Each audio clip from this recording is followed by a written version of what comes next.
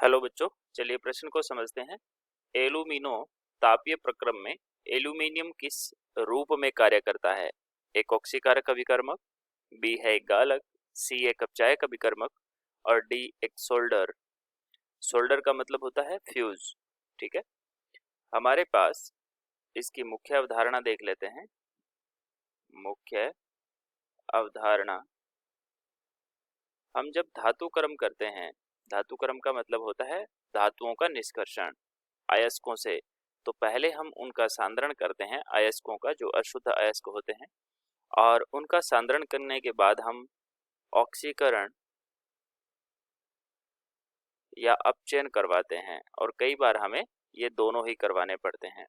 ठीक है, और उसके बाद हम करते हैं शोधन। अब हमें कहा गया है कि तापीय एल्यूमिनो तापीय, तो एल्यूमिनो तापीय जो होता है एक अपचयन का प्रक्रम होता है। और उस प्रक्रम में क्या होता है, चलिए हम देख लेते हैं। हमारे पास एल्यूमिनियम जो होता है, एल्यूमिनियम का चूर्ण और धात्विक ऑक्साइड, धात्विक ऑक्साइड और साथ में एल्यूमिनियम का चूर्ण, इनका मिश्रण जो होता है उसको हम रखते हैं। और ये किसका काम करता है? ये थर्माइट का काम करता है। ठीक है, थर्माइट का काम करता है। इसमें एक मैग्नीशियम की तार डाली जाती है, मैग्नीशियम की तार डाली जाती है, जो किसका काम करती है? फ्यूज का काम करती है।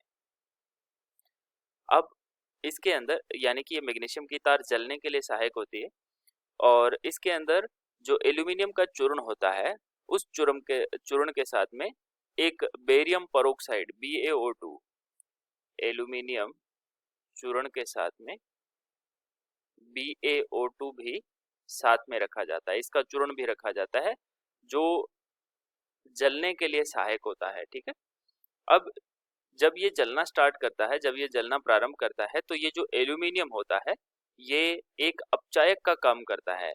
जैसे इसको हम एक उदाहरण से समझ सकते हैं। जैसे Cr2O3 के अंदर हमने एल्यूमिनियम चूर्ण डाला, तो उसने खुद का तो Al2O3 यानी कि एल्यूमिना में परिवर्तित कर लिया, लेकिन जो ऑक्साइड था Cr2O3 जो ऑक्साइड था उसको उसने अपचित करके धातु में परिवर्तित कर दिया, और साथ में क्या निकलती है? इसमें ऊष्मा निकलती है।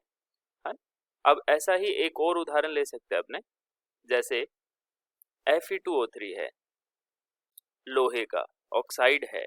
ठीक है, इसके साथ में हमने एल्यूमिनियम डाला, तो इसने खुद का तो ऑक्सीकरण कर लिया Al2O3 के अंदर, यानी कि एल्यूमिना बना लिया, लेकिन दूसरी जो धातु थी उसका इसने अपचयन कर दिया है। देखो यहाँ पर Fe जो है वो +3 के अंदर है, +3 में है, और यहाँ Fe शून्य में है, यानी कि Fe2O3 का ये क्या कर रहा है? अपचयन कर रहा है। तो ये किसका काम कर रहा है? एक अपचायक का काम कर रहा है। एल्यूमिनियम अपचायक का काम कर रहा है। ठीक है, ऑक्सीकारक का नहीं कर रहा है, क्योंकि इसका खुद का जो हो रहा है वो ऑक्सीकरण हो रहा है। यहाँ से अगर हम देखें तो एल्यूमिनियम शून्य से लेकर के +3 में जा रहा है, +3 में जा रहा है, मतलब इसका खुद का ऑक्सीकरण होता है। और जिसका ऑक्सीकरण होता है वो खुद अपचायक होता है, एक अच्छा अपचायक होता है। तो इसमें विकल्प हमारा सी सही हो जाएगा। आशा करते हैं आपको समझ आया होगा। धन्यवाद।